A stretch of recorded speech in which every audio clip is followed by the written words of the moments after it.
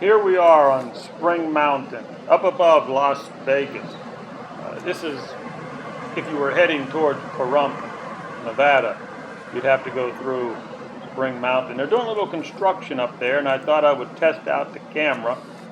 But that's not what this video is about. This video today is we're going to be talking about the Nikon P1000, and maybe you can learn a little bit, maybe not. I'll be honest with you.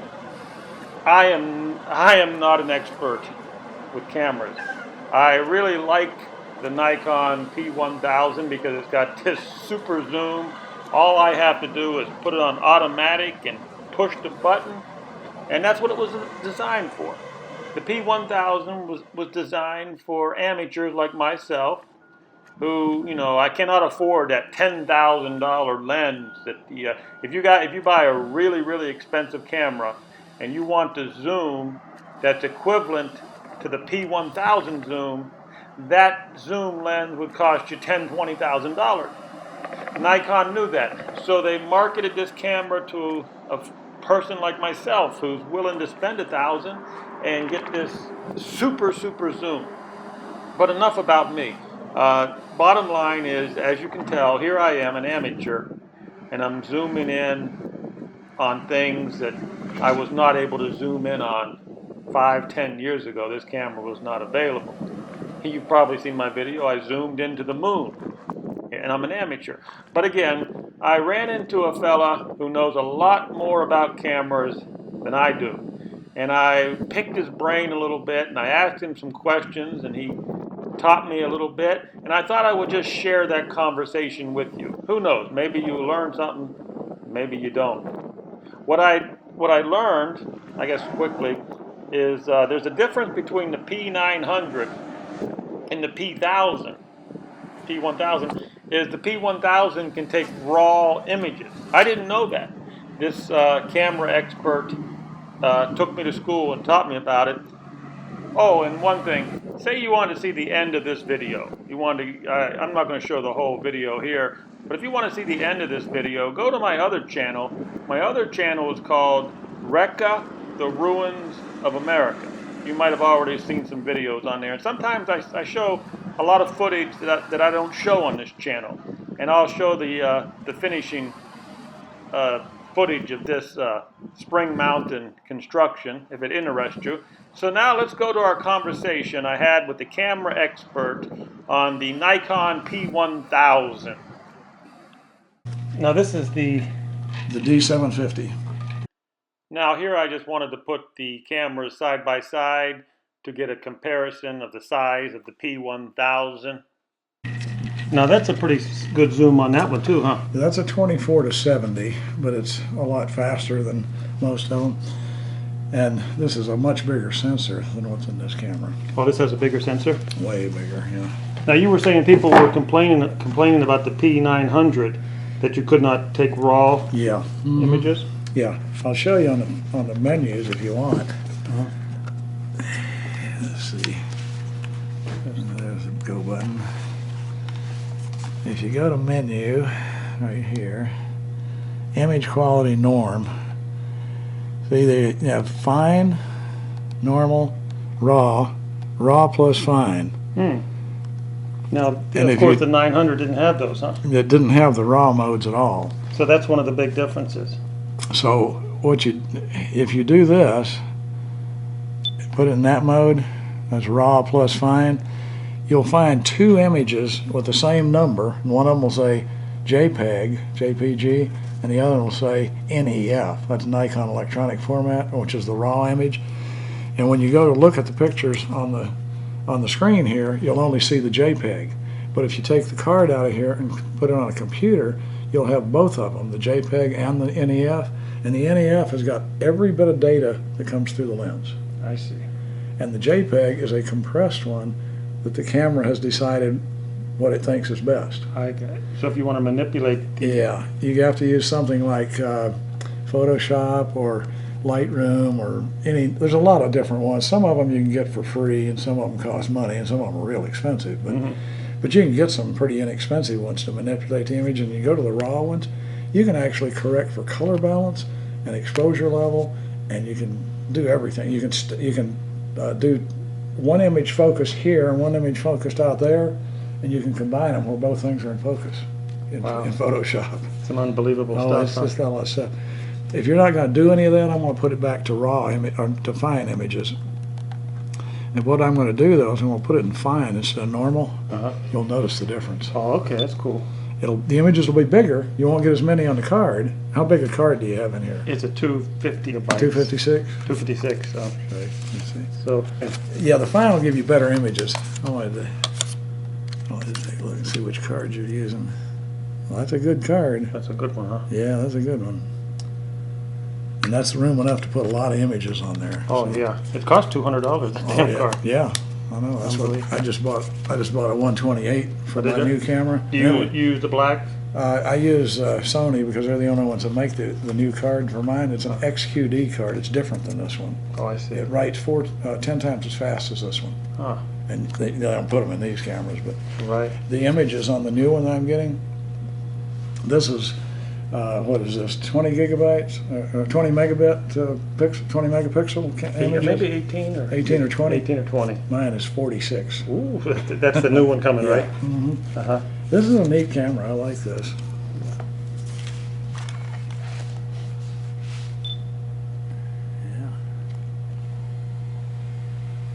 Yeah. Yeah, you can really reach out and deal with this one. That's amazing, huh? Yeah, it is. Now, typically, most cameras are set in a normal mode at about 200 ISO. If you want to work in low light, typically you want to increase that ISO to 400, 800, 1600, something, depending on how low the light is. If you set the camera to auto ISO, the camera will do that for you without lowering the shutter speed too much.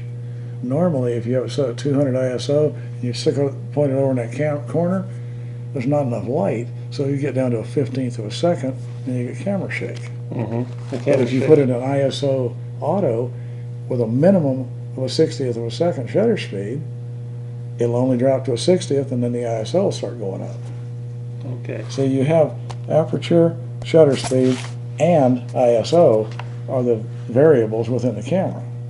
Now, so to really get the best shots, you really need to work with the manual and know. Well, you need to know what these are doing in your camera, and it'll tell you right in the viewfinder what the aperture and the shutter speed is. It'll tell you what it's doing. Okay. And if you look at that and you know that that's not working for you, then you can say, okay, I need more shutter speed, or I need more depth of field, or I need more light, or something. You can decide what you need, and at that point, then you can switch to either shutter priority or aperture priority if you need to manage one of those two items specifically and let the camera take care of the other one. If you know that you're going to need high shutter speed and a smaller aperture both, you're going to have to get the ISO to go up in order for that to work. And where would you have the ISO at, like 400 maybe? Well, again, that's a linear relationship. A 200 to 400 is one f-stop. That's the same as one of these, or the same as one of these. Okay. Going from 200 to 400 or 400 to 800. They call it one stop. Well, that's one f-stop. These are normal f-stops, and these are shutter speeds that correspond to normal f-stops. Because everything you do in a camera, they look at either twice the amount of light or half the amount of light as you make these clicks. Now the camera will go in between these just fine, but for thinking about it, you need to look at the full numbers. These are the numbers you used to find on a manual camera all the time. These numbers are what you would find. The automatic cameras go in between those and they don't care. But if you understand this relationship and this one up here, if you put another row out here, if you say this is all at ASA 200, then if you say move it to 400, well, guess what? These all move down here. One f-stop. If you move it to 800, they move down 2 stops. If you have a 2.8 at a 1,000th of a second, if the camera decides that's right, it could also be right at f4 and a 500th, or f5.6 and a 250th. These are all the same amount of light coming through the lens. But you definitely need more time as you go down, or as you go up here. You need more time. with everything else being the same. I see. If we're talking about that scene right out there, and we change from this to this, we gotta change from this to this. And the camera will do that. If you put it in aperture priority, the A mode here, and you roll the aperture this way, these are automatically gonna go this way. If you set the shutter speeds so you want to make sure it's up here at 500 so you don't get any blur, if that camera had thought about doing it down here and you move up to here, it's going to have to open the lens up to get more light. Okay. That's what it is. Most of these cameras do that automatically. Yeah, they all do it automatically when you put it in auto mode. And not only in the green thing here where it's in completely auto mode, not only does it do all of this management and this, it also figures out if there's people in the scene, it'll try to look at faces, and if it's a dark scene, it'll try to figure out it needs more ISO to get the decent exposure. It does everything for you. It's just that the camera is not as smart as they try to make you think it is. I see. Because it will make mistakes, and you have to know if it's making a mistake, how do I fix it? That would be And how you fix it is get out of that mode and you go over to here and say, okay, I want to make sure that aperture is as wide open as I can get it, or as closed down as I want, in order to get what I want, and then let the camera do the rest of it to compensate for what you just did. And you definitely have to practice. That's course. where somebody has to practice. And I'll tell you another forum you should get on. It's called uglyhedgehog.com. Ugly Hedgehog. Uglyhedgehog.com. Uh-huh. It's a forum for photographers. Oh, you can learn on there, huh? And they every day, I set it up to where I get an email every day, and they have a whole line of different subjects that somebody writing and asking, and somebody else comes in and Oh, and they teach them. yeah. I see the forum. And like any other website, you're gonna get smartasses, and you're gonna get guys that are just out there to create trouble, but you're also gonna get some serious people who will answer questions properly. And out of every discussion, you can count on at least one guy that's going to be a smartass in there, and you want to ignore him. Just ignore him. He's not going to do you any good. Right. But there's a lot of people who are regulars who are there kind of every day and talking about things that people want to talk about, and they will talk about this occasionally. This is rare. Sure. Because this is something this is how I learned to take pictures 60 years ago. I didn't have a light meter. I didn't have an automatic camera. I didn't have a digital anything. It was purely manual, and I had to figure out what I wanted. And we had what we call the Sunny 16 rule.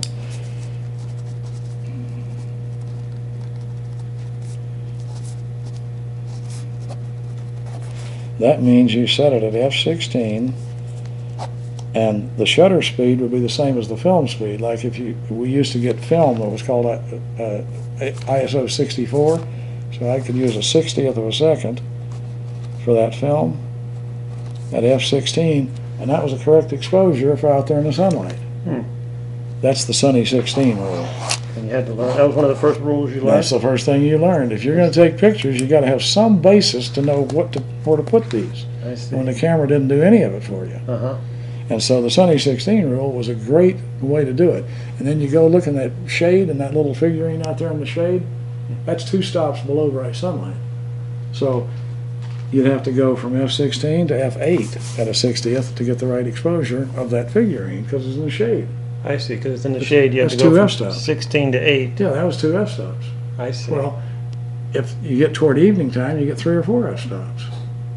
Well, the camera does all that for you now, but if you don't know how that works, you don't know what the hell the camera's doing. And sometimes the camera does get it wrong occasionally. Right, Occasionally. exactly. The camera is doing the best it can, the best it knows how. But you can only put so many rules in a computer on how to do things. Sure, it's limited. And you know, if you can put 10,000 rules into that camera to say, okay, if this, do this, if that, do that, it's going to miss because there's 100,000 different things that can happen out there in the light. 100.